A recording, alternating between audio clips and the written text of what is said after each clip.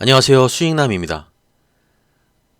저번 주 시장은 미국의 연준의 금리 인상 그리고 글로벌 원자재 가격 상승, 특히 이제 유가, 국제 유가가 굉장히 좀 불안한 상황 가운데서도 우리나라 시장이 저가 매수세가 유입이 되면서 시장이 반등에 성공을 한 모습이에요.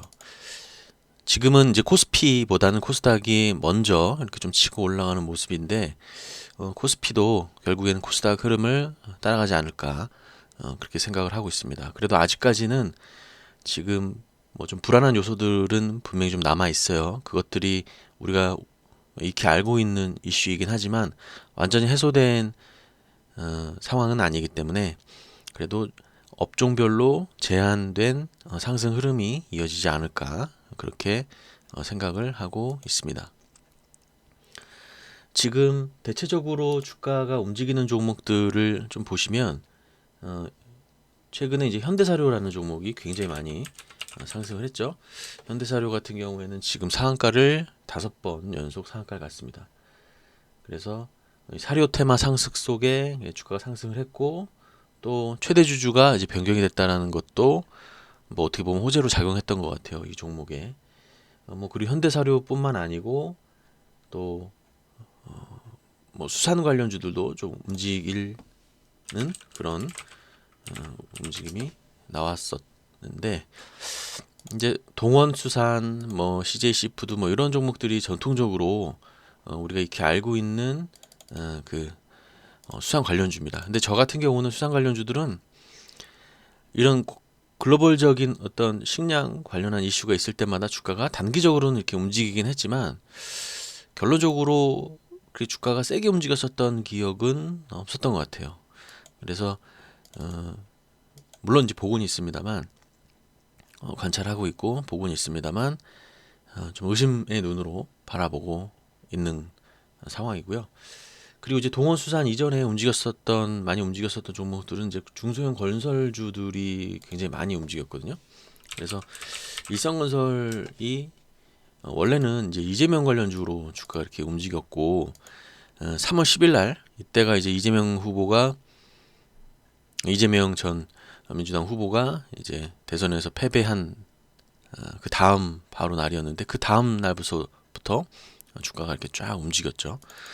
참 아이러니한 게 이재명 후보가 떨어지더라도 이 종목은 그러니까 대선에서 탈락하더라도 이렇게 상승을 했고 혹시나 이재명 후보가 승리를 했더라 하더라도 이 종목은 움직였을 가능성이 굉장히 높죠. 그래서 이렇거나 저렇거나 이 종목은 상방향으로 움직였다. 그래서 1월 달부터 주가가 2달 동안 계속 이렇게 빠졌었는데 아마 이렇게 빠진 부분은 세력들이 미리 좀 알고 이때 대선 결과가 나오면 주가를 올리자라고 생각을 해서 이렇게 지루하게 주가를 좀 뺐던 것 같습니다. 일성건설도 마찬가지고 범양건영 이런 종목들도 거의 이제 비슷하게 움직였죠.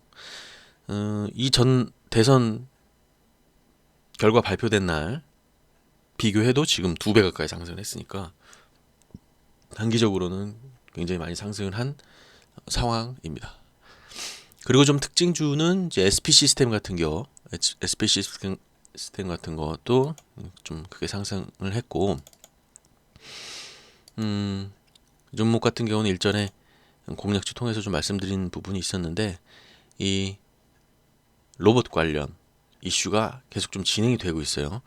원래는 삼성에서 출발을 했는데, 삼성전자에서 삼성전자에서 로봇 사업 진출한다라는 것 때문에 이제 매개체가 돼가지고 주가가 상승을 했는데 최근에는 이제 현대 자동차까지도 좀 영향을 받는 그런 상황입니다. 그래서 유림 로봇 같은 경우에는 금요일 날 크게 상승을 했습니다. 그래서 로봇 관련주들도 아직 죽지 않았다 이렇게 볼 수 있고 유진 로봇 같은 경우도 신고가를 지속적으로 좀 쓰고 있다 이렇게 볼 수 있겠습니다. 그런 가운데서 좀 주가가 지지부진한 종목은 이 바로 로보스타라는 종목이죠. 로보스타라는 이 회사는 여러분들 지금 보시는 것처럼 시가총액이 약 한 2,600억 정도밖에 안 되는 회사예요. 재무제표적으로 봐도 그다지 이제 메리트 있는 그런 회사는 물론 아닙니다만 LG전자가 지분을 33.4%를 갖고 있다라는 게 가장 중요한 포인트인 것 같아요. 근데 참 아이러니하게도 로보스타라는 종목은 대주주가 LG전자인데 지금 삼성 로봇 때문에 한번 움직였죠. 그리고 현대자동차 때문에 한번 휴림 로봇 같은 게 움직였는데 LG전자도 당연히 이제 로봇 사업을 할 겁니다. 그래서 그런 재료가 터지면 주가를 상승시키려고 지금 주가를 누르고 있는 게 아닌가라는 생각을 조심스럽게 해보고 있습니다. 자, 그리고 이제 안랩 같은 종목도 상승을 했는데 중요 궁금하신 분들이 많을 것 같아요. 안랩 이 종목 향후 움직임이 어떻게 될 것인지 궁금하신 분들이 많을 텐데 지금 안랩은 며칠 전에 주가가 21만 8천 원까지 올라가면서 역대 최고가를 썼죠. 그리고 대선 이후로도 주가가 거의 6만 5천에서 3배 가까이 상승을 했어요. 단기적으로. 그래서 이 종목은 제가 확실하게 좀 말씀드릴 수 있는 부분은 주가가 단기적으로는 빠질 가능성이 굉장히 높다라는 점이죠. 그래서 이게 이 주가가 상승할 때 올라타셨던 분들 같은 경우에 매도를 혹시 못 하셨던 분들이라면 지금 굉장히 아쉬운 상황일 수밖에 없죠. 주가가 굉장히 상승한 상황에서 매도를 못했기 때문에 시세 차익도 못 누렸고 또 이제 그런 기억에 남아 있는 분들 같은 경우에 주가를 팔지 못하는 상황에 처하는 경우도 종종 있습니다. 초보자분들은. 근데 내가 어떤 종목을 얼마까지 먹었었는데 그 종목이 주가가 떨어진다라고 했을 때 그 기억을 잊지 못하고 종목을 가지고 계신 분들이 많은데 절대 그러시면 안 돼요. 일단은 그거는 전혀 상관없습니다. 그런 마음을 가지고 있다고 해서 주가가 다시 움직이는 것도 아니고요. 냉정하게 봐야 되는데 지금 이 종목은 분봉상으로도 이미 하락세가 완연하게 진행이 되고 있죠. 이날 상가를 갖고 여기서 털만한 사람들은 얼추 털었고 주가가 완연하게 지금 빠지고 있습니다. 그래서 금요일날 일부 반등하다가 장막판에 다시 매물 나오면서 빠지는 상황인데 이 종목은 더 빠질 가능성이 매우 높습니다. 아마 10만 원대 초반까지 한번 빠지고 나서 거기서 한번 기술적 반등 구간이 나와서 다시 한번 13만 원, 14만 원까지 가고 또 빠지든지 뭐 이런 흐름이 나올 가능성이 높기 때문에 이 종목은 좀 조심해서 대응하는 게 좋고 그 전에 봤었던 고점 21만 8,500원까지는 가능성 다시 갈 가능성은 제가 봤을 때 거의 없다. 거의 뭐 가능성이 10%도 안 되는 시나리오로 봐야 된다라고 생각이 듭니다. 그래서 금요일 날 주가가 이제 상승했었던 종목들을 이렇게 쭉 보니까 뭐 현대사료 아까 말씀드린 것처럼 상한가 5번 갔고요. 그리고 뭐 일동제약도 최근에 움직임이 굉장히 좋았죠. 일동제약도 일동제약이 최근에 움직였었던 것들은 뭐 코로나 때문에도 막 움직이고 뭐 여러 가지 이슈 때문에도 움직였었는데 이 종목은 결국에는 코로나 관련주로 최근에 이렇게 묶여가지고 가는 거죠. 이게 예전에는 코로나 관련주로 묶여서 주가 상승했던 적이 없는데 또 새로운 종목들이 이렇게 또 생겨나면서 치료제죠. 이 종목은 이제 치료제인데 치료제 때문에 이제 주가가 이렇게 완연하게 상승하고 있는 모습입니다. 코로나 때문에 계속 이제 제약사들이 반복되면서 주가가 막 상승했다가 떨어졌다가 하는데 뭐 신풍제약 같은 경우가 가장 대표적으로 많이 움직였었던 종목인데 지금은 많이 떨어진 상황이죠. 그런데 이제 일동제약도 결국에는 주가 상승하다가 이것도 어느 시점에서 좀 떨어질 가능성이 있는데 이제 코로나 안 끝나다 보니까 계속 이슈는 지속이 되고 있습니다.